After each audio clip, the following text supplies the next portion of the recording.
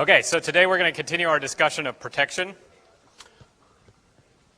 Remember, we have our three sort of protection primitives that we've been talking about.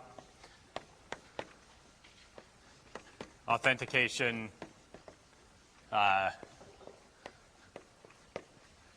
authorization,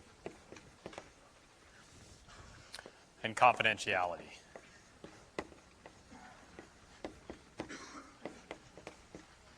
And today we're mostly going to focus on authorization and confidentiality. Remember, we've seen, and we're going to continue to rely on this set of cryptographic primitives. So the cryptographic primitives that we talked about are sign and verify. We said that sign accepts a message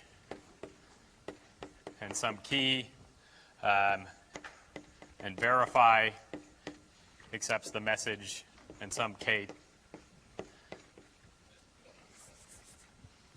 Sign accepts a message and a key and outputs some signature. Verify accepts the message and the signature and some other key K2 and tells us whether or not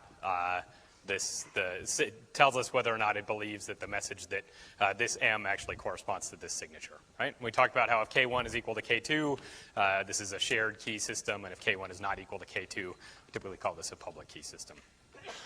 We also talked about our encrypt and decrypt primitives.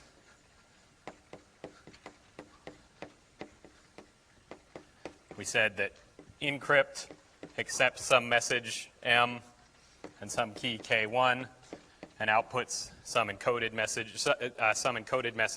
C, and decrypt takes C and some K2 and gives back M. Okay? And again, we have the same separation between shared key and public key, private key.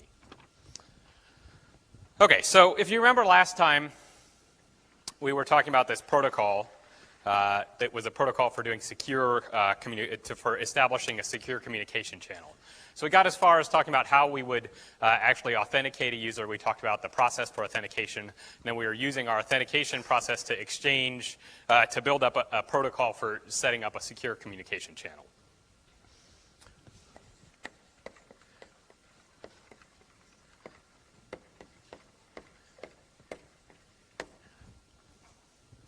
So the way this is going to work is that we are going to use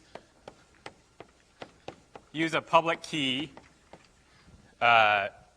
cryptography. We're going to use our encryption with a public key to exchange a shared key. And then we are going to use the shared key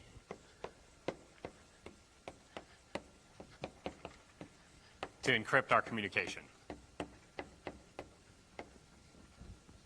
Okay, so this was this, and we went through this example of the Denning-Sacco protocol, which I'll quickly review.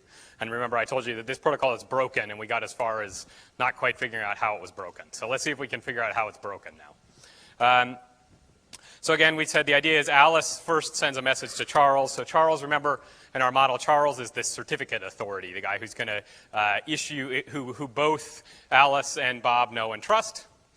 So Alice sends a message to Charles saying, hey, I would like to get these certificates for Alice and Bob so that I can establish a secure communication channel. Charles goes ahead and agrees with this and sends a message back, which consists of these two certificates, one certificate for Alice and one certificate for Bob.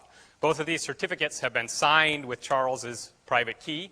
Because they're signed with Charles's private key, that presumably means that only Charles could have possibly generated these certificates.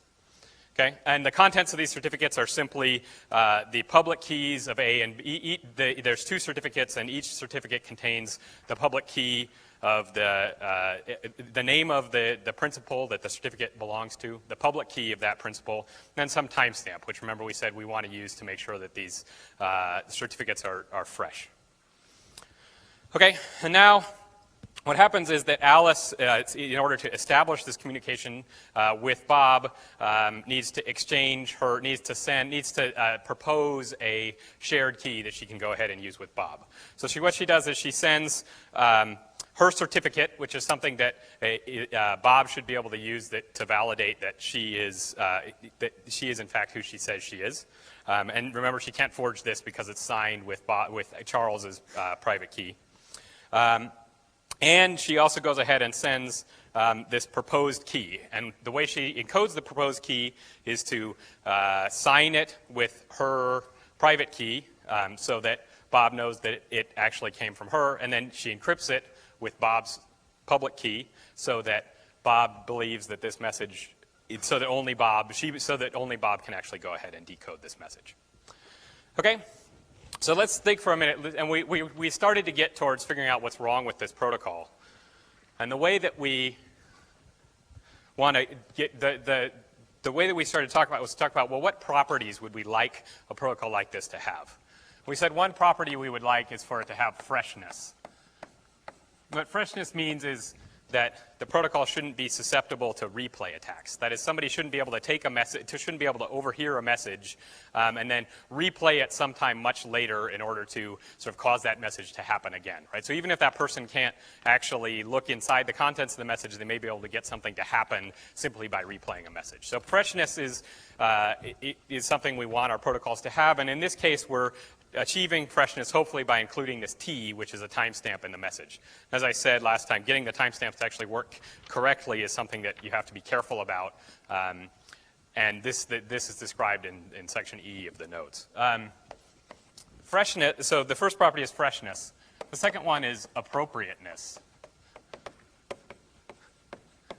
Okay, and that just means that this message is in fact for the particular sender, it applies to the particular sort of context in which the message is being used, so that the message should be sent to the sender, that the people who are receiving the message, for example, are actually the intended recipients of the message. And then the third property we said we want is forward secrecy. And this just means that it's possible to change the key. It will be possible to switch to a new set of keys at some time later in time if there's, for example, the keys get breached. So we have a way of changing the protocol. This protocol that we have also achieves forward secrecy. The problem it has is with appropriateness. And let me show you what I mean by this protocol being inappropriate. So once we've exchanged this KAB, now we can go ahead and Bob and Alice can presumably communicate with each other by encrypting messages to one another with this KAB key that they've exchanged. Okay, so let's see what the problem with this is. So you remember, Alice sends this message 3 to Bob. Now here's what the issue is. The issue has to do with this piece of information that Alice has encrypted and signed. And the problem is that this message doesn't satisfy the appropriateness constraint. In particular, it doesn't have any context about which conversation this message is meant to, this key is meant to apply to, okay? So let me show you a way in which Bob might exploit this. Suppose Bob sends a message to Charles, and what he sends in this message, he says, I'm Alice, and I would like to set up a conversation with you, and here is my public key, and here's some bit of information that I've signed using my private key that is a key that I would like to use for our conversation. Okay, and now Charles sees this thing and he says, oh yes, Alice signed this with her private key. He can check with the certificate authority and see that in fact it was, this message was, appears to be authentic. The issue, and now he may go ahead and send a message back to Bob that's signed with this KAB. Okay, so Charles has been fooled into thinking that this message is that Bob is in fact Alice, and it goes ahead and starts to establish some communication with him. Okay, and again, the issue is because this encrypted and signed thing doesn't have any information about what conversation this key is meant to apply to. Okay, so Alice hasn't said that this is only a key that applies to a conversation between Alice and Bob. So now anybody who overhears this can use this key to establish a conversation that appears to be originating with Alice that in fact is not. Okay, so let me show you how we go ahead and fix this. So this is just exactly the protocol that I showed you before. And the way that we're going to fix this is really, it's pretty much as I've just described. We're going to take this big nasty statement that we had here, and we're going to basically move the encryption and sign out from around the, going to sign and encrypt the whole message instead of simply signing and encrypting the one little piece of this message, which was the proposed key. So we're going to sign and encrypt the whole thing together, including Alice's public key, and Alice's certificate. And we're also going to include a sender and receiver in this entire message. Okay, so now we said is we add A and B as two members of this entire message. And what this allows us to do is to guarantee that because Alice has signed this entire thing, right, Bob isn't able to generate a new version of this thing. Or Bob isn't able to use this thing to spoof a conversation with Charles between himself, to spoof a conversation with Charles. Okay. So Bob can go ahead and send this thing, can go ahead and send this, it could try and send this message to Charles, but Charles could look at this thing and obviously tell that this key was not for a conversation between himself and Alice, but instead was for a conversation between Bob and Alice, okay? And there's no way that Bob could spoof the generation of this whole thing because he doesn't have Alice's private key, so he couldn't sign this message.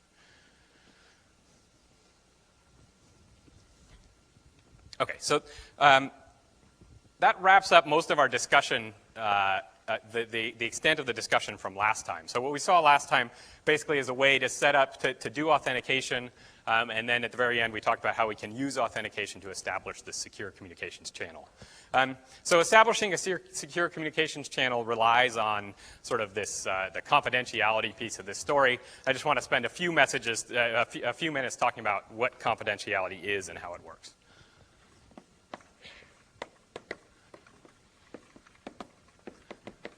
So confidentiality obviously is the protection of information exchanged between two people or two principals, say Alice and Bob, and the idea is to make it so that somebody who's overhearing this communication wouldn't actually be able to tell what the contents of the message that was overheard were. So the idea is suppose Alice generates some message M, puts it into an encryption box, encrypts it with some key K1, generates a new message C, which say gets sent out over the internet to Bob. On the other side, Bob feeds this thing into a decryption box, decrypts it with K2, and gets M out. Okay, and this has the properties that simply knowing C makes it very hard to derive M. Okay, so given C, deriving M is very hard to do. That's because of the difficulty of sort of breaking these cryptographic protocols that we talked about in the first couple of times. But that given K2 and C, it is possible to derive M, okay? So the only way that you can do this is by applying some sort of attack on the cryptographic mechanism, hopefully, and but this property that given K2 you can derive C, it's relatively easy for the receiver to go ahead and figure out what the message is. And just as, since we're using these encrypt and decrypt box, obviously like K1 could be equal to K2, in which case we would be using a shared key approach, and that K1 and K2 can be different, in which case we're using public key, like we've talked about. Okay, so what we built up in this, what we did in the secure communication channel protocol that we just talked about,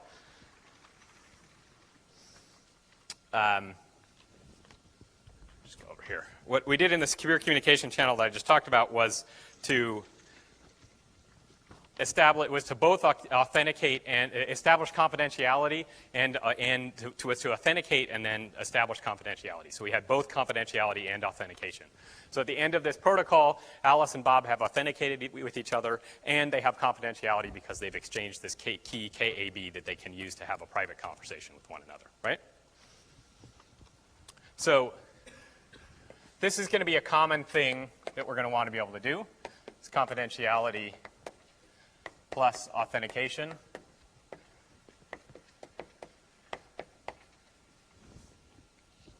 And we see that the way that we do that is exactly exactly the pattern that we have going on here in this example. You take a message and you sign it, and then you encrypt it. So you have your message M. It's signed with some key, which we'll call kconf for confidentiality. Or sorry, it's encrypted with kconf, and then you're going to sign this whole thing with some key kauth, which is your key for authorization. Okay, and it's okay in this case for these two things. These sign and encrypt can be done in either order. I can sign the message and then encrypt it, or encrypt it and then sign it. Works out just fine. So this pattern is going to be a common one. We're going to oftentimes, when we're building up a secure system, what you want to do is first authenticate. You want to both guarantee that the person you're talking to is you want to know who the person you're talking to is, and you also want the communication with that person to be secure. We talked at the beginning, when we first started talking about authentication, we talked about a simpler example where you might just want to authenticate, right? So I had the example. Suppose that you're purchasing something and you don't care if somebody knows that you purchased it, like we're giving money to save the whales, right? That example, you're giving money to save the whales. All you care about is that Save the Whales can actually authenticate your message, that the message is well formed from the point of view of that Save the Whales doesn't believe that you're giving them $10,000 instead of $100, and that Save the Whales knows who you are, so you get credit for giving them that money. But you don't actually maybe care whether that message is encrypted. So another common thing you're going to do is just sign a message with kauth. Okay. It's less common to see the other thing you might wonder is, well, okay, how often do people just want confidentiality? Just establishing confidentiality is sort of less common. You'd see that less frequently. Typically, people want to either do confidentiality and authentication or just authentication. But just confidentiality is a little bit of a weird case because having a private conversation with somebody who you don't know, there aren't that many cases where you want it. You could imagine anonymous communication systems, for example, where you'd like to ensure that the other person, you don't actually want the other person to know anything about who you are, but that's a little bit of an unusual situation. Okay, so these are kind of the two major forms of private communication that we've talked about so far. And we talked about a few little other details that we need. This example illustrated a few other little details that we need to make sure that we need to take care of. So one of them was this freshness constraint. So in this example, we said this is, e.g., the addition of t to this example up here. Okay, so when we add the timestamps, that makes it difficult for somebody to apply a replay attack against us. The other thing that we might want to do is to add this to make sure that, so what we're going to do is here we're going to, e.g., we're going to add, so add t to m. Okay, so this is freshness, so this is going to add timestamp to m. Okay, now the other thing we might want is some way to guarantee appropriateness. And what we're going to do for appropriateness,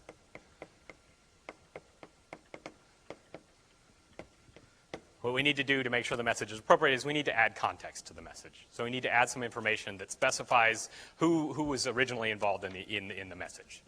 Okay.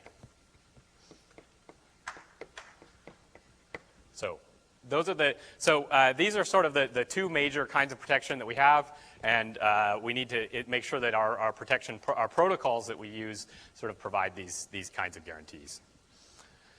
Okay. So now what I want to do is to turn, I'm going to talk a little bit about authorization. So we've seen sort of authentication and a bit of confidentiality. I'm going to talk about authorization, but I want to talk about it in the context of an example so that you guys, because you guys know something about authorization techniques. You guys have all seen, for example, passwords for logging into a system. There's not a big surprise about how passwords work. So the way the passwords are, there's some list of passwords, and when a user tries to log in, the system checks to see if that the person is in the list, and they typically take the hash of the password that's typed in and check to see if the hash of the password is in the password list. Okay, this is described in detail in the text, and we'll go over it a little bit today. But what I want to do is sort of talk about how we fit all three of these things: authentication, authorization, and confidentiality together into one system as we talk about authentication. Okay, so we're going to use an example.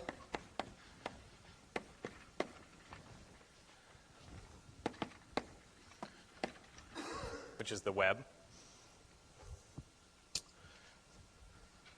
So let's suppose that we're in a situation where we've got some browser B communicating with some web server W over a secure communication channel.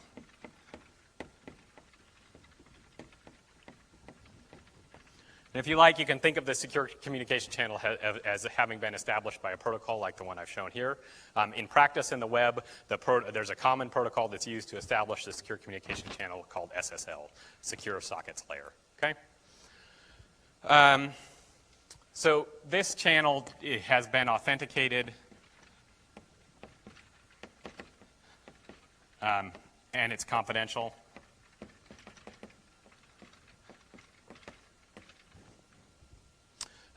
So it's typically the case, for example, that there may be some certificate authority, say for example, which B has used to discover keys for W, to discover a private key to use to talk to the web server W. Okay, so there's a question though that we haven't really got at, which is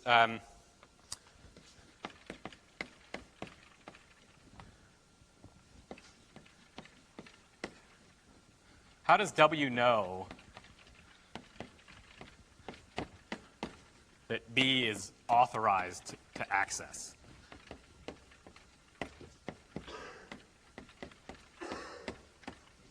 Okay, we hinted at this on the first lecture about security, but this is the question that we want to try and address today in a little more detail. So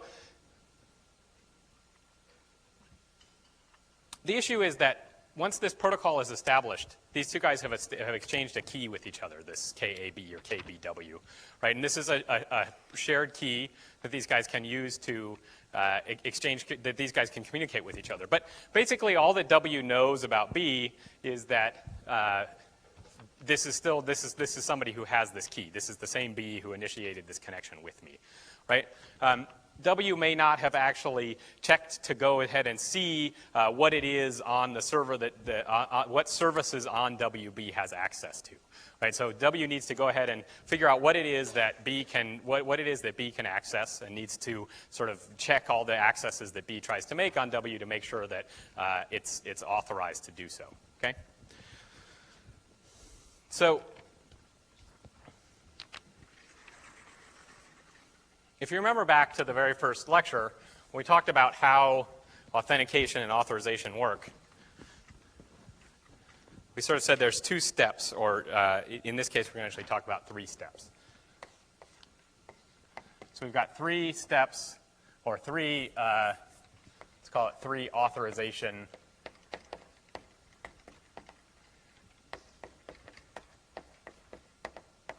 functions, okay? And these functions are actually sort of share something in common with authentication, because authenticating and authorizing are sort of intertwined together. You'll see what I mean. So the first step is we need some rendezvous. Okay, so when we talk about this is the way that 2 principals exchange information about. It initially set up this sort of the access rights to the particular service. So this is, for example, you going to your system administrator and telling your system administrator that you would like an account. He creates an account. He creates a home directory for you, and then you have the rights to access any of the files that are in your home directory. Okay, so think of rendezvous as setup. Account creation, you log on to Amazon.com and create an account, for example. Okay, so then there's some other step, which is this verification step. Okay, and verification is simply making sure that you're when you reconnect to the system, you're allowed to connect to the things that you want to connect to. And typically, in an authorization system, we talk about this thing. This thing is mediating your communication with the web server. So if I log on to Amazon.com and say that I would like to log in as a particular user, this verification step is going to make sure that I have the appropriate credentials to log on as that user. The final thing I might want to do is to revoke, right? I might want to simply remove a user from the system or make it so that the user is no longer a part of the system. Okay, so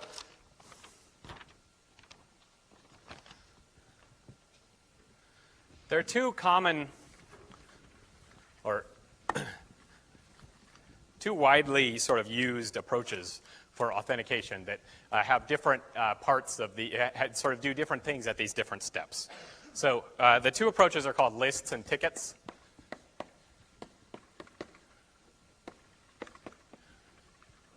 So authorization, so we got these two approaches. The first one is we're going to call lists, and the second one is called tickets. Okay? So, and we've got these three steps. So we've got our setup step, we've got our mediation step, and we've got our revocation step. Okay? So lists are something you may be familiar with. A list is a fairly common. So one way that we might authorize whether or not a user is allowed to access a system is to check some list, right, of all the users who are allowed access, and we may check that user's credentials. Okay, so you know, for example, if you go to a party and that party is invite only and requires you to show your MIT ID at the door, then you show up at the door, you show them your MIT ID, and then that lets you in, and now you've been sort of authorized to access the party. Okay. Another sort of, the other approach is a ticket-based approach. So this is an approach where instead of having a list of people and checking credentials when those whenever the person wants access, instead you have some ticket which lets anybody who has that ticket have access. Okay, so this is, a party is invitation only, you get an invitation in the mail, and now anybody who has that invitation can go ahead and go to the party. Okay, so you guys are all familiar with systems that work like that. You know, it's baseball games or carnival games or whatever it is. You know, they all sort of, you get tickets and you use those tickets to get access to something, and anybody who has those tickets can use them, right? There's no checking of your sort of credentials every time you try and use them. And as we're going to see, and we'll talk about how this works in the web, it's often the case that you use one of these list-based authentication systems to decide who you should issue tickets to, and then you give a bunch of people tickets, and anybody can do whatever they want with those tickets. Okay, so let's talk about sort of the properties of these things and a little bit about how they work in the context of a computer system. So the setup process in lists is obviously, well, you add someone to a list. Okay? So passwords typically are done with list-based systems. The idea is when you add somebody to a password list, you input their name or their user account name and a cryptographic hash of the password that they typed in. So usually you want them to type the password in some secure fashion. You put the cryptographic hash of that password there. And then and then in order to mediate, in order to actually verify, for example, that the password is going to be correct, you're going to search the list. And you're going to verify that the password that they present, in fact, hashes to the stored hash in the password file. Okay? So you're going to search the list, and you're going to also do this sort of check credentials step. Make sure the password is what it was supposed to be.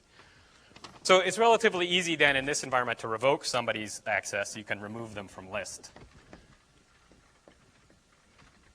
And in that case, well, they won't be able to use the system anymore. Okay? Tickets.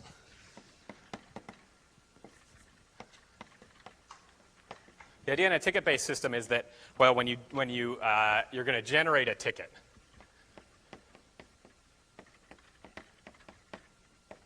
And usually what that means in a computer system, or the simplest way to generate a ticket in a computer system, is to make a sort of a hard-to-guess number. Okay, so this is, for example, you take the hash of some information.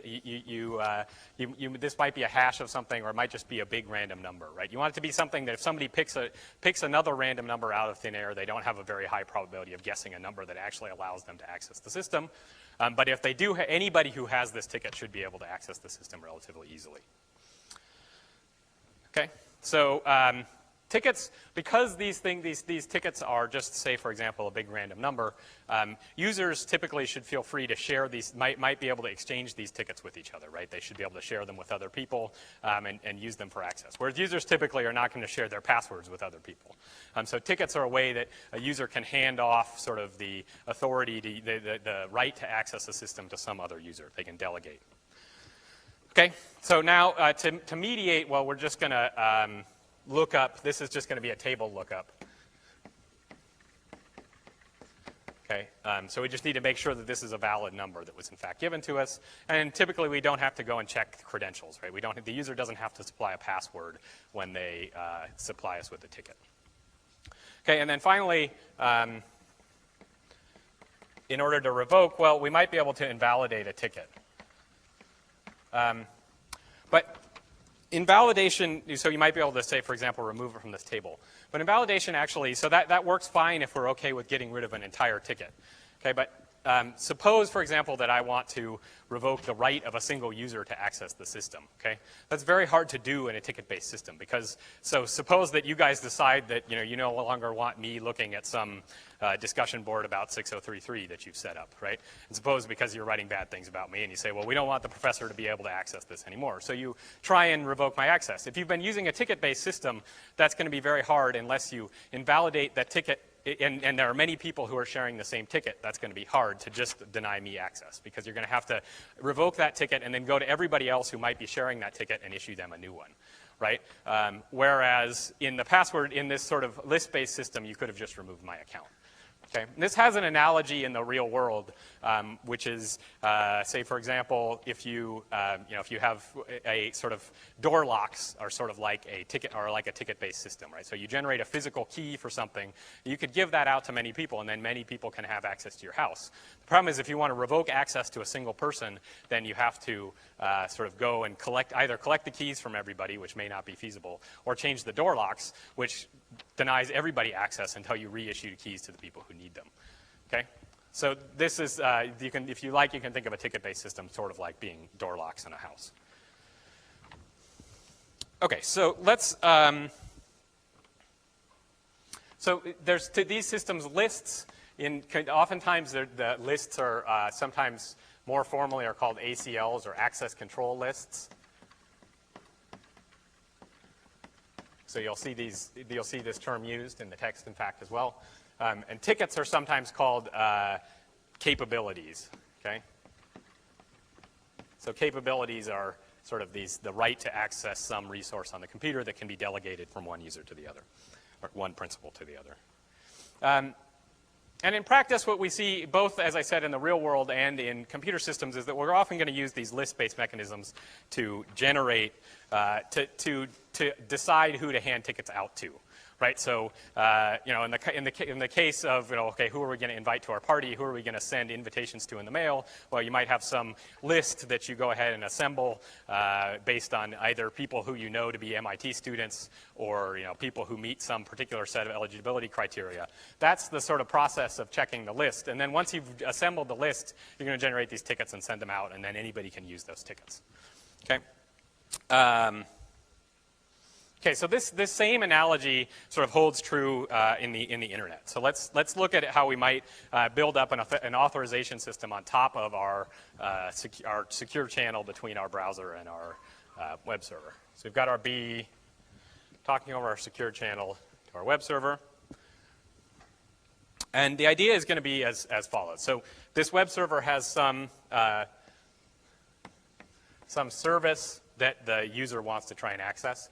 And we're going to have this guard. Remember, we talked about the guard model before. There's going to be some guard that sits in front of this service that's in charge of authorizing authorizing B to access this service. Okay, and then there's some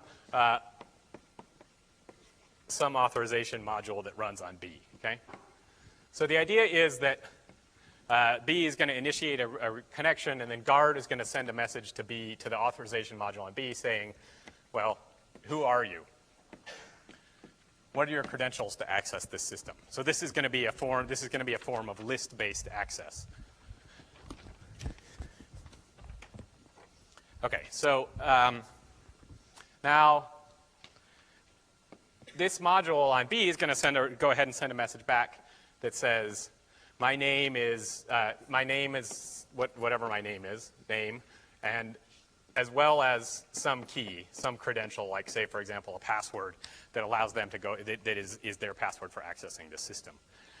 Notice that these two guys may not need to worry about don't need to worry about this sort of protecting this channel as far as the rest of the internet is already concerned, because they've already established this secure channel upon which they can do this exchange of information. Okay, so they're not worried about other people, hopefully not worried about other people overhearing this message. They may not need to protect this information that's being transmitted in the same way, right? Because they've already got the secure communication channel that they've established at the lower levels of this thing. So all of this communication is going over this secure communication channel between these two guys. So this is a layer that's built on top of this secure communication layer.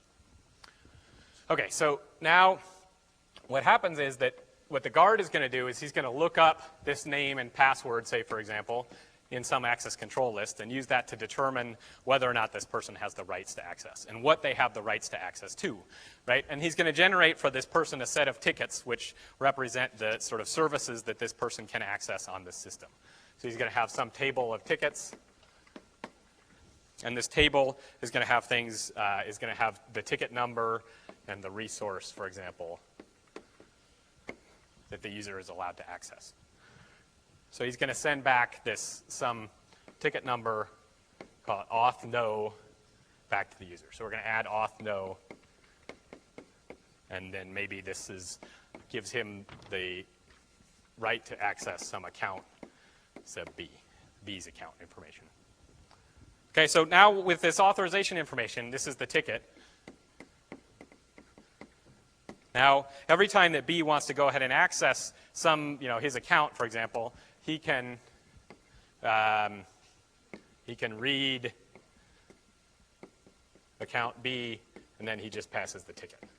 Okay, and he can use this ticket over and over and over again to access the account for as long as the ticket is valid. So oftentimes tickets will have there'll be a timeout associated with tickets. But as long as the ticket is valid, he can go ahead and supply this ticket in order to be able to access the resource that the ticket gives him access to. And he doesn't have to sort of re-authenticate himself. He doesn't have to represent his credentials every time he wants to access this resource on his account on the web server. Okay, so are the HKN people here? Yes? Okay, so we need to do HKN. Why don't you just give me one more minute to wrap up, and then we can go ahead and do the HKN reviews. So on the internet, this works, this protocol of exchanging between I mentioned that this is sort of like SSL, or that SSL works in sort of this way. So on the internet, you may have heard about cookies on the internet. So a cookie on the internet, or on the web, is essentially a kind of a ticket. Okay? So the idea with most cookie-based systems is you log in with a password, and then when you log in with that password, the system issues you a cookie. And then when you want to re-access the system, you simply supply the cookie. Okay, so if you were to look at the contents of a prototypical cookie, it would typically have something like, it might have, say, for example, the user's name and some timeout, a valid period for the cookie, as well as a hash of the user's name, that timeout, and some, say, for example, random number, okay, which is only known over here at the service. So the service is going to protect this random number, and it's going to hash it together with the user's ID and this timeout. And so now when this cookie is supplied, it's going to be hard for users to generate fake cookies, and these cookies are going to allow the user to go ahead and access these services on W without having to re-authenticate every time. And you can, in fact, in some cookie systems, you can share those cookies. You could copy the cookie from one browser to another, and you might be able to reuse that cookie to access the system for as long as the cookie is valid. Cookies typically time out after an hour or two, and so then you would have to re-authenticate with the system. Okay, so that's all I wanted to really say about authentication. What we're going to do, we're going to talk about some sort of advanced protocols next time. I want to remind you guys that there is no class on this Wednesday, so don't come here. So the next class is next Monday. And that's it. So good luck finishing your DP2. Have fun doing HCAN reviews.